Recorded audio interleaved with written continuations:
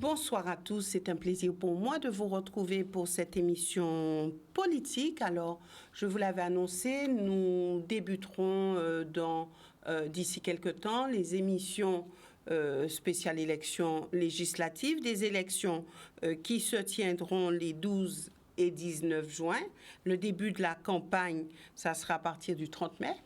Donc, 15 jours avant. Donc, en tout cas, j'ai voulu mettre sur ce plateau un politologue afin de parler du député, de la fonction de député, en tout cas de la vision que nous devons avoir du député. Alors, c'est vrai que qui mieux qu'un politologue, qui mieux qu'un docteur en sciences politiques peut parler du député, puisque souvent on dit mais c'est quoi un député, quelle est sa mission, comment il œuvre au sein de l'Assemblée nationale. En tout cas, beaucoup de questions se posent et notre invité, Georges Calixte, aura à cœur de répondre à toutes ces questions. Voilà donc pour cette émission spéciale, je vais dire, élections législatives. Et puis, par la suite, nous aurons les différents candidats qui se présentent à cette élection. Georges Calixte, bonsoir. Merci d'être avec nous. Bonsoir aux téléspectateurs de Canal 10. Alors, on va dire que vous êtes un habitué des médias. On a l'habitude de vous entendre sur des questions qui touchent à la politique, mais pas que. Et à tous les faits de société en général.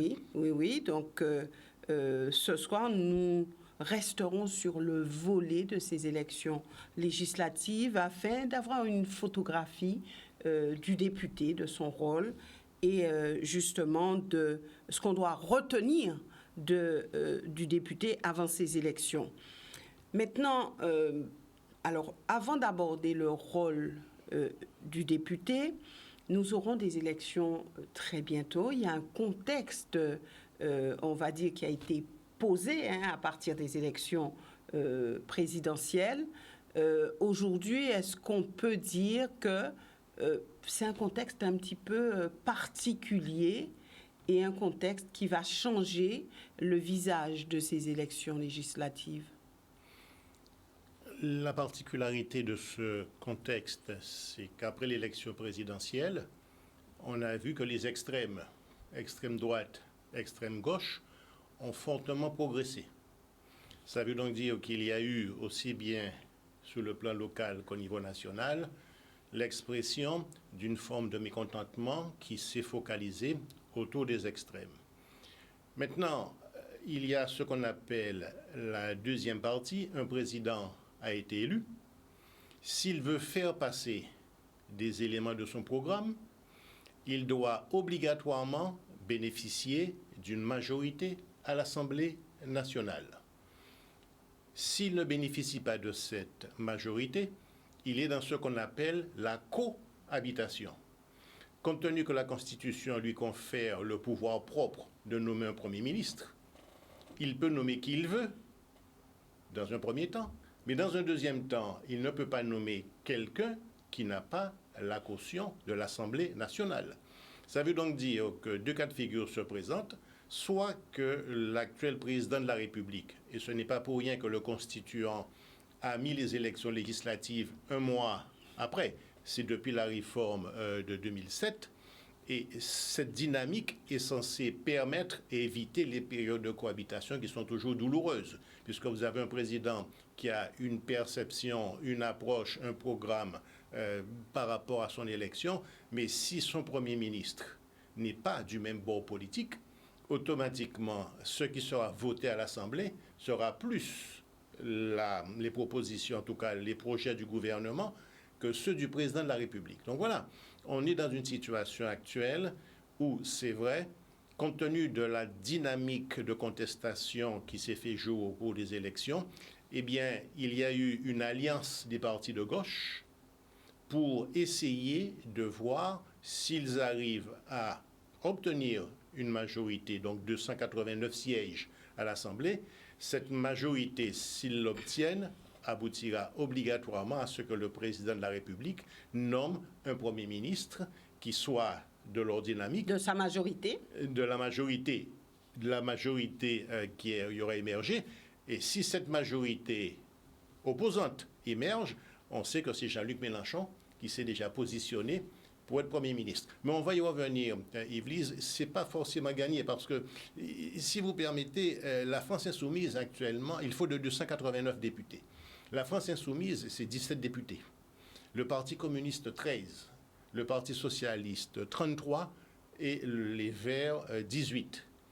Pour arriver à ces 289, il faut qu'ils multiplient tous au moins par 3 leur score au cours des prochaines élections législatives. Mais les sondages positionnent déjà Emmanuel Macron gagnant dans cette affaire. Alors, est-ce qu'on peut se dire qu'il n'y a pas de risque pour le président de la République qu'il n'ait pas la majorité à l'Assemblée nationale? Les sondages sont actuels, hein, et vous avez raison, puisque j'ai vérifié Elab et Opinionway. Oui. C'est vrai qu'ils donnent gagnant. Alors, pas le président seul.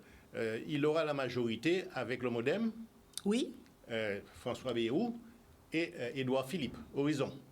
Voilà, c'est ce qui ressort des sondages. Des sondages à l'heure actuelle. Entre-temps, je voudrais rappeler que le député, il est particulier, puisqu'il y a son équation personnelle, son ancrage territorial, et entre la dynamique nationale et l'électorat, lui, il fait l'interface, et ce n'est pas forcément, dans le contexte actuel du moins, que celui qui est élu président obtiendra de manière systématique la majorité. Cette dynamique, elle est rationnelle, mais là, on a vu, ne serait-ce qu'à la Guadeloupe, des irrationalités, mais qu'on peut expliquer. Rappelez-vous, premier tour, Jean-Luc Mélenchon. Deuxième tour, Marine Le Pen. Or, on voit bien que le programme de Jean-Luc Mélenchon et celui de Marine Le Pen sont complètement opposés. Ça veut donc dire qu'on a quitté à un moment donné la rationalité par rapport à l'analyse programmatique et on a été dans l'affectif qui consiste à manifester un mécontentement. Alors, est-ce qu'aujourd'hui, on peut s'attendre à ce que les candidats qui porteront les couleurs de Jean-Luc Mélenchon ou de Marine Le Pen ont beaucoup de chances d'être élus et porteurs d'une voix au sein de l'Assemblée nationale? Est-ce qu'on peut s'attendre à ça, qu'il y ait encore un vote sanction contre ceux qui portent les couleurs de La République en marche? L'électorat guadeloupéen est très critique vis-à-vis de la classe politique. Mais en même temps, il est très prudent vis-à-vis de ceux à qui il confie des mandats politiques. Et quelqu'un qui n'est pas forcément connu, quand bien même il y a eu une dynamique nationale qui lui est favorable, je pense donc par exemple à la France insoumise, et qui présenterait des candidats qui ne sont pas forcément ancrés sur le territoire, par rapport à cet aspect de médiation entre l'équation personnelle du député, son ancrage territorial et la dynamique de l'électorat et la dynamique nationale par rapport aux élections présidentielles, il n'est pas certain que l'électorat va continuer à manifester son mécontentement. Dans le même sens? Dans le même sens, je ne suis pas certain. Par contre, il y a de fortes chances se fasse, puisque notre électorat a quand même une certaine méfiance vis-à-vis de la classe politique locale. Il faut dire les choses telles qu'elles sont. Ce qui peut se produire, c'est qu'effectivement, l'électorat reste chez lui. Et la preuve, c'est que lors des élections départementales, aucun des candidats, y compris ceux qui ont obtenu 72, 74, 76%, Guy Losbar, n'a pu passer le cap du premier tour parce qu'il fallait les 25% d'inscrits. Ils n'ont pas obtenu. Et Harry Chalus, par exemple, a eu 77 400 voix. Marine Le Pen en a eu 92 000. C'est vous dire que vis-à-vis de la classe politique, il y a quand même une certaine méfiance qui ferait que lors des élections législatives, il y a des candidats locaux et que ces candidats locaux, je ne suis pas certain qu'ils vont emporter un dynamisme particulier visant à, en tout cas, exprimer un mécontentement à travers le vote. Je pense qu'ils vont plutôt susciter l'abstention. Alors, ce qui se dit, c'est que ceux qui ont porté les couleurs de Jean-Luc Mélenchon ont plus de chances que les autres. Par ailleurs, il se dit aussi que tous ceux qui étaient contre la vaccination obligatoire ont beaucoup de chances pour être élus. Est-ce qu'on peut prendre ce raccourci? Non. D'abord parce qu'il y a très peu de nos élus locaux qui étaient pour la vaccination obligatoire, de même que tous les élus, en tout cas aucun n'a attiré mon attention, on dit que ce qui arrive au personnel soignant est anormal. Je dis anormal aussi bien en opportunité qu'en fondement, puisque ce sont des gens qui ne sont pas vaccinés, certes. On voit bien que des gens ont le Covid alors même qu'ils ont leur schéma vaccinal complet, et pourtant on les prive de salaire. Non, je pense plutôt que si cette variable a joué dans le jugement politique, c'est-à-dire que la manière dont la crise sanitaire a été gérée outre-mer a certainement été de nature à frustrer l'électorat, ne serait-ce que les éléments de communication par rapport à nos référentiels socioculturels. Si cette dynamique, si vous voulez, s'est installée, je ne pense pas qu'il y aura un lien direct sur une facilitation de l'électorat de la France insoumise. D'ailleurs, quand on se réfère à l'accord qui a été sous la nouvelle Union populaire sociale et écologiste, au niveau des abîmes, c'est Nadège Montout qui a effectivement bénéficié de cette dynamique. Mais au niveau de la deuxième circonscription, on n'a pas beaucoup entendu Michel Tola. Or, dans la France insoumise, rappelez-vous qu'aux dernières élections législatives, il avait fait plus de 1200 voix. Alors, Michel Tola et Nadège Montout sont les deux qui se disent légitimes. Oui, c'est vrai qu'il n'y a pas d'entente. On est bien d'accord là-dessus. De la France insoumise. Ce qui n'arrange pas les choses. Voilà, mais il n'y a pas d'entente parce qu'il y en a d'autres qui revendiquent le fait, eux, d'être légitimes. Alors, bon, déjà, c'est vrai qu'il y a une question de cohésion locale. Oui. Ça, on est bien d'accord. Comme ça se produit d'ailleurs au niveau du Rassemblement national entre Maxette Pierre-Bacas et M. Tolassi. Ouidi Tolassi. Et c'est vrai qu'à ce niveau-là, ça n'arrange pas la dynamique. Regardez bien, dans le cadre de l'Union, la 3e et la 4e circonscription, par exemple, le Parti socialiste a déjà dit qu'il soutient. Et c'est vrai que la France insoumise, pour l'instant, le Parti socialiste n'a soutenu que Nadège Montout. Il ne s'est pas prononcé pour Michel Tola, alors même qu'il s'est prononcé pour Christian Baptiste.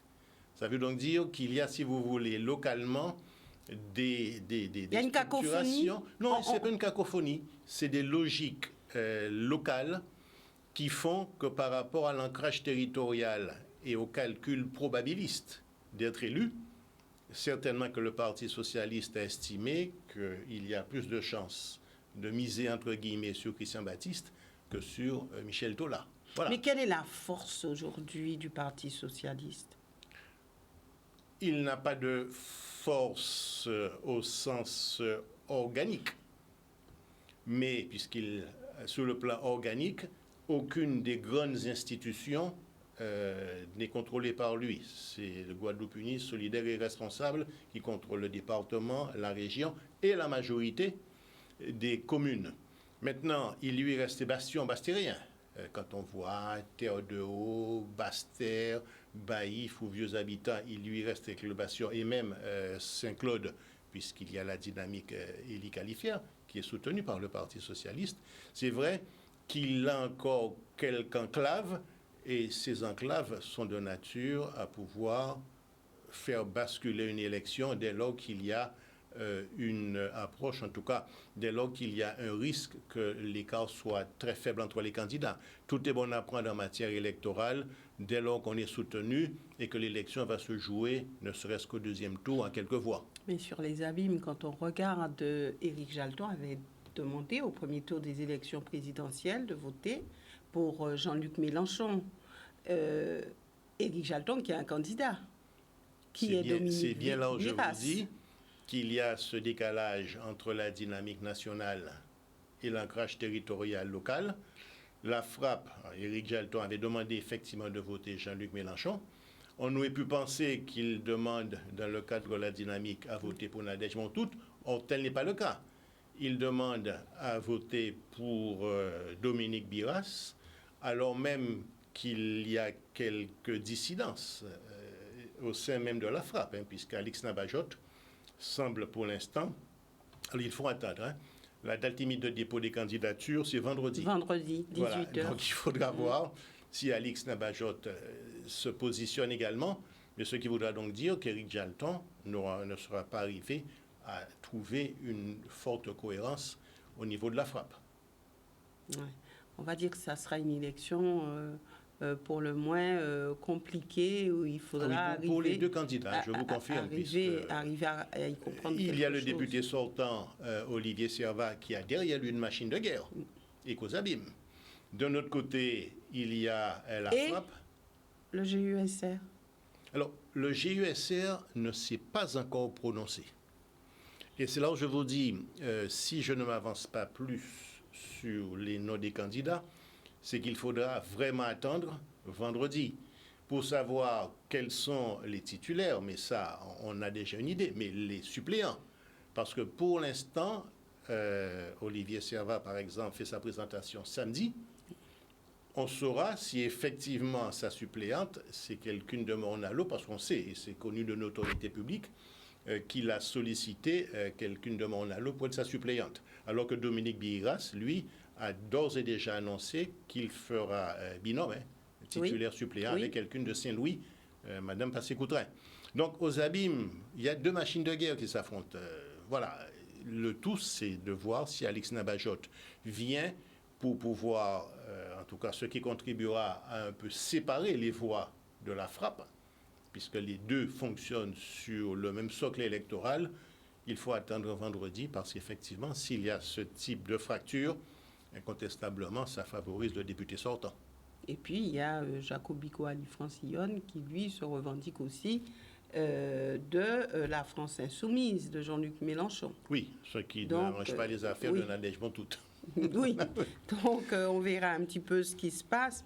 Mais il est vrai que d'ici vendredi, nous aurons une vision plus claire de ce qui se passe, puisqu'on a vu que la candidate soutenue par Sentinelle Guadeloupe a préféré, le docteur Faro, oui, se retirer de ces élections. Elle s'est manifestée parce qu'il y a cette dynamique de revendication et les personnels soignants, les médecins. Oui. Et c'est vrai qu'il a fallu à un moment donné profiter de l'espace tribunicien, donc l'espace d'expression des élections, c'est ça aussi. Parce que beaucoup de personnes se disent, bon, moi je sais que je n'ai pas beaucoup de chance d'être élu à la députation, cependant si je m'engage au niveau de la campagne, il y a cet avantage de pouvoir me permettre m'exprimer et de m'identifier comme ressource potentielle dans l'avenir. Et je pense que le docteur Faro, par rapport à la situation, je reconnais, inique, qui touche le personnel soignant, a voulu, dans un premier temps, faire passer un message. Maintenant, le principe de réalité s'est installé. Regardez, aux élections régionales, Éric Coriolan a conduit une liste et on voit le pourcentage infinitésimal qu'il a fait. Et ça revient à mon analyse de tout à l'heure. Autant l'électorat guadeloupéen est critique vis-à-vis de la classe politique, autant pour céder le pouvoir à quelqu'un dont il n'a pas la garantie qu'il a déjà exercé des missions de service public, il reste réticent. Et cette réticence se traduit, je vous dis, par des abstentions massives dont les dernières élections départementales et régionales ont été l'exemple. Pourtant, de plus en plus dans la rue, dans les familles, on entend parler de changement. Il faut vraiment mettre tous ceux qui sont là de côté, mettre d'autres visages, mettre d'autres personnes. Et pourquoi alors ça ne se concrétise pas dans les urnes? Il y a deux raisons. La première, c'est qu'il y a le système politique. Or, un système, sa particularité, c'est la stabilité de ses fondements. Par exemple, même si, et ça a été le cas aux élections régionales, il n'y a que 34 Guadeloupéens sur 100 qui ont été votés. Ça veut donc dire qu'il y a 66 qui sont restés à la maison. Mais on est dans un système politique qui fait que quand bien même il n'y a que cette faiblesse de représentation et de représentativité surtout, eh bien, la personne bénéficie d'une légitimité qu'on qualifie d'exorbitant du droit commun. À partir de ce moment-là, on est bien dans la situation où le système politique est un système relativement stable. Et les aspects révolutionnaires qui consisteraient à vouloir mettre de côté directement tous les élus, non, le système politique reste actuellement, en tout cas dans les pays occidentaux et a fortiori dans certains pays totalitaires ou autoritaires, très stable. Ça, c'est le premier point. Le deuxième point, il faut, par rapport à la méfiance de l'électorat, que ceux qui revendiquent le changement soient des opposants jugés légitimes. Or, on est opposant jugé légitime qu'à deux conditions.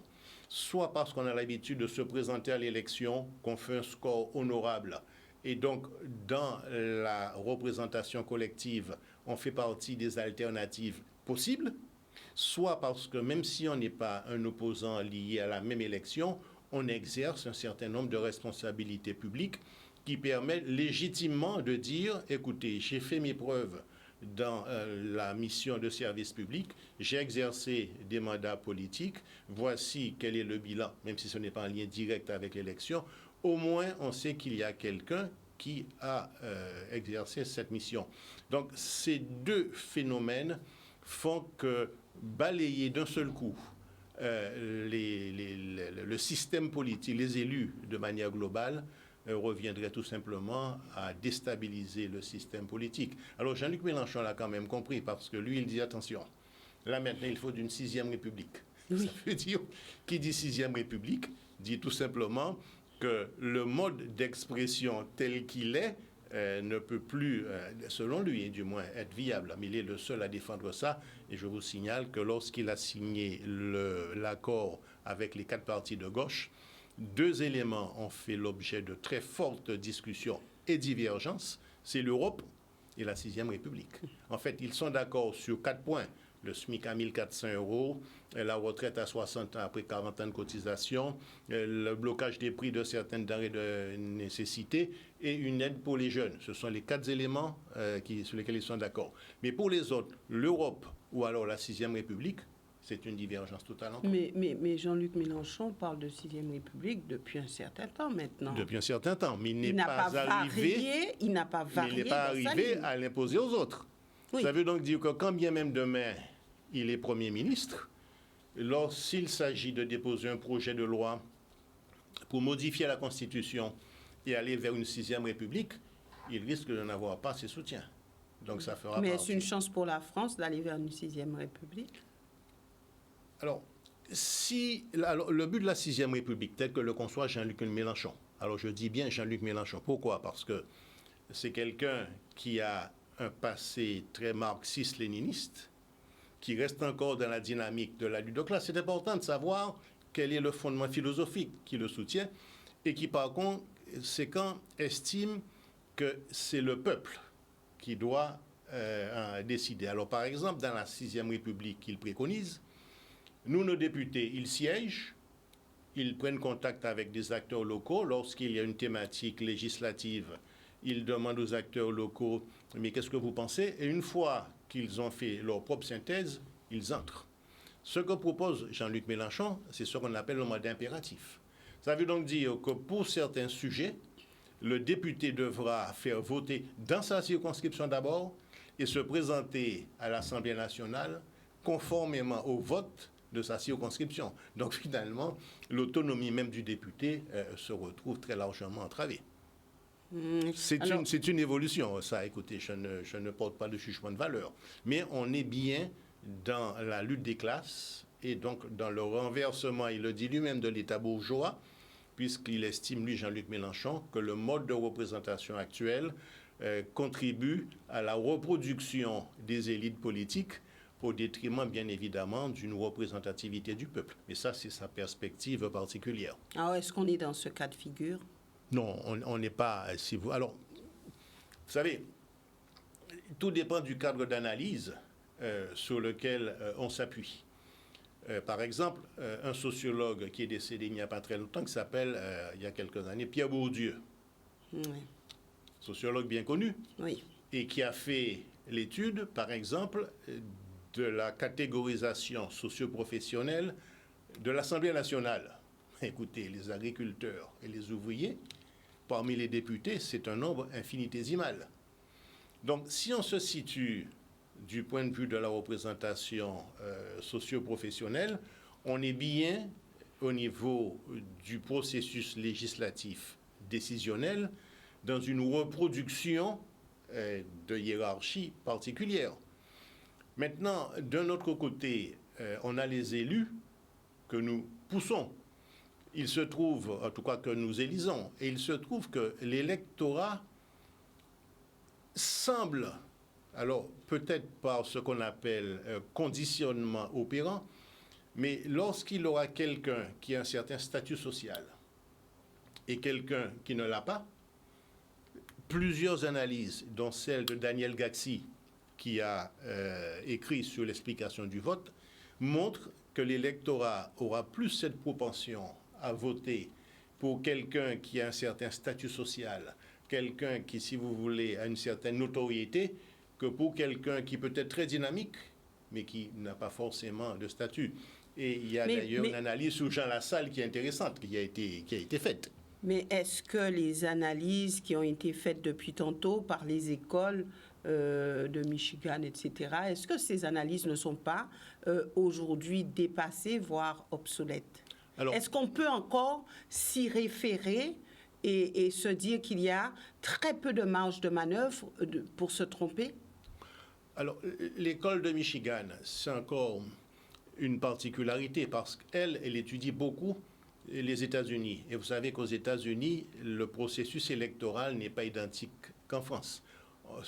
On vote d'abord pour les grands électeurs, et ce sont les grands électeurs en fonction des États qui donnent au président de la République un certain nombre de voix et qui lui permettent donc d'être élu. Maintenant, c'est vrai qu'on peut considérer qu'il y a une relative stabilité du système politique. Ce qui a évolué, c'est que la notion de droite et de gauche a éclaté. Ça, oui. Deuxièmement, d'ailleurs, elle a éclaté déjà en 2017, où Emmanuel Macron, qui avait fondé la République en marche à peine 18 mois avant, s'est retrouvé effectivement, l'électorat n'étant plus, en tout cas n'ayant plus une confiance absolue dans la droite, n'ayant plus une confiance absolue dans la gauche après le quinquennat de François Hollande, a fait l'expérience de ce qu'on appelle, écoutez, ni droite ni gauche. Et c'est comme ça que le président de la République actuelle a été élu. Mais il semble que l'électorat ne soit pas non plus forcément satisfait puisque les extrêmes ont progressé. Le total des extrêmes, Zemmour, Mélenchon, Le Pen, c'est 52%. Mais aujourd'hui, on peut dire que l'électeur est insaisissable. On a un électorat volatile. Alors est-ce que, en se basant sur cela, on peut vraiment arriver à se dire que nous, en Guadeloupe, nous avons un électorat qui peut voter pour telle élection d'une manière, pour telle ou d'une autre manière. Est-ce qu'on peut se dire ça aujourd'hui? Est-ce qu'on peut avancer des hypothèses fiables? Alors, l'hypothèse la moins fiable serait de dire que l'électeur n'a pas de rationalité, n'a pas sa logique. En fait, ce qui a changé, c'est qu'il y a encore quelques années, il y avait ce qu'on appelle la puissance des partis.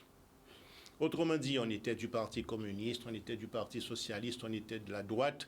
Il y avait quasiment une transmission, il y avait un héritage politique, une transmission familiale de ces valeurs. Maintenant, c'est fini. L'électorat s'est individualisé. Et quand vous vous individualisez, vous êtes dans ce que Michel Crozier appelle l'analyse stratégique, à savoir que vous avez des objectifs, et vous voyez dans l'élu politique une ressource ou non qui doit vous permettre d'atteindre vos objectifs. Alors vos objectifs, ça peut être d'améliorer la route devant chez vous. Donc là, on n'est pas vraiment sur une dynamique de parti, excusez-moi, très large. On est sur la satisfaction d'intérêts beaucoup plus individualistes Par exemple, vous avez des enfants qui ne travaillent pas, eh bien écoutez, vous allez solliciter l'élu pour qu'il puisse intervenir. Voilà, il y a cette logique d'individualisation du jugement politique qui s'écarte de toute logique de parti, et cette individualisation ne rend pas l'électeur volatile. Il lui donne une rationalité de ce qu'on appelle scientifiquement l'homo economicus, c'est-à-dire c'est la loi de l'intérêt. Il va voter en fonction de celui de l'élu politique qu'il considère comme étant une ressource. Alors cette ressource, ça peut être par rapport à son idéologie, ses valeurs. Pour celui qui n'a pas forcément besoin de la dynamique politique, en tout cas de l'élu comme ressource, il va aussi peut-être voter vraisemblablement par rapport à des logiques de services rendus, par rapport, et on l'a vu mais par exemple. avant, on le disait, et c'est vrai que cette émission est fort intéressante pour permettre de comprendre les choses. Avant, on disait, oui, si quelqu'un est catholique, par exemple, il votera à droite.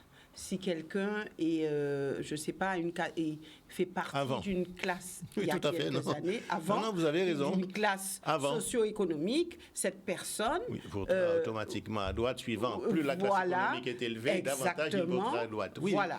C'était, si vous voulez, donc, au préalable. On n'est plus là-dedans. Non, on n'est plus dans cette logique-là. D'ailleurs, par exemple, le corps enseignant, qui est pourtant un corps relativement, qui appartient à la classe moyenne, vote majoritairement à gauche. Voilà, donc si vous voulez, là, il vote par idéologie, parce qu'il n'a pas besoin directement. Maintenant, ceux qui sont dans des situations de plus grande précarité, c'est vrai, ont tendance à aller vers le populisme, oui, parce qu'ils voient dans le populisme des espoirs ou des désespoirs, je n'en sais rien, qui les poussent à aller vers ces aspects-là. Et c'est vrai que maintenant, l'électorat est devenu beaucoup plus individualiste.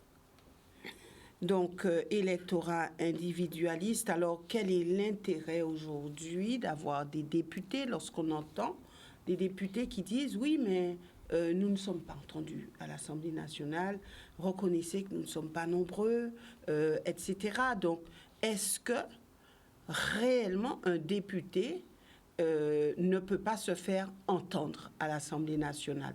Est-ce qu'on peut se dire que les députés ne servent à rien parce qu'ils sont noyés dans la masse et que la voix ne porte pas? La nouvelle procédure parlementaire, donc je m'appuie sur celle qui a été votée en 2008. C'est vrai, lorsque le député porte une proposition de loi, parce que c'est le gouvernement qui porte des projets de loi, cette proposition est d'abord analysée en commission.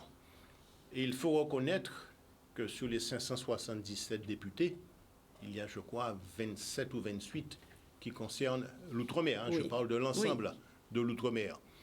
Donc déjà, il y a un ratio qui est, écoutez, on est sur du 5%. Donc, difficile de faire, c'est vrai, entendre la voix de l'outre-mer. Cependant, le député a la possibilité d'apporter un certain nombre d'adaptations. La problématique actuelle, c'est qu'il faut croiser le rôle du député avec le cadre institutionnel. Nous sommes dans l'article 73, qu'on appelle l'article de l'identité législative. Pour qu'un député ultramarin puisse obtenir d'une loi nationale, applicable donc sur tout le territoire au nom de l'identité législative, des dérogations ou des aménagements, il faut reconnaître que c'est très difficile. Et c'est tellement difficile, c'est qu'il y a quelques jours, 48 heures, à la Martinique, les régions ultrapériphériques se sont réunies et ils ont fait la déclaration de Fort-de-France, dans laquelle on retrouve deux éléments fondamentaux: revoir les rapports avec l'État français, dans le cadre de l'identité législative. Deuxièmement, domicilier le pouvoir de telle sorte que même dans l'identité législative, ce qui me paraît quand même quelque part contradictoire, que même dans l'identité législative, on ait beaucoup plus de pouvoir local. Alors c'est contradictoire, même si le gouvernement a quand même évolué, puisque depuis le 21 mars 2022, avec la loi 3DS, décentralisation, déconcentration et simplification, il est possible maintenant de pouvoir envisager ce qu'on appelle la différenciation. C'est possible. Mais c'est vrai que les élus à la suite du score de Marine Le Pen, et ce n'est pas spécifique à la Guadeloupe, c'est la dynamique de l'outre-mer, se rendent bien compte que continuer à vouloir mener une gouvernance en même temps qu'il y a des lois qui s'imposent alors même que ces lois sont inadaptées, c'est le cas de la loi du 5 août 2021 concernant le pass sanitaire, qui était valable pour l'Hexagone où il y avait déjà près de 75% de vaccinés de schéma vaccinal complet, alors même qu'à la Guadeloupe, il n'y en avait que 25%. On comprend très bien que les députés ont certainement fait tout ce qu'ils ont pu pour essayer de modifier la loi et donc d'obtenir des dérogations, ce qu'ils n'ont pas obtenu. Alors, Georges Calixte, malheureusement, nous sommes arrivés au terme de cette émission, mais j'espère que nous aurons l'occasion de revenir très rapidement sur le reste, sur les aspects, sur le reste des questions. La procédure parlementaire voilà. surtout, voir pourquoi les députés sont parfois en difficulté pour faire passer certains amendements. Voilà, donc nous reviendrons certainement vendredi, selon votre disponibilité, sur d'autres questions très importantes pour que cette population soit bien au fait des choses avant de partir aux urnes. En tout cas, merci d'être venu sur ce plateau. Merci de nous avoir suivis. Et prochain rendez-vous, donc, d'ici vendredi, prochain rendez-vous politique. Excellente soirée à tous.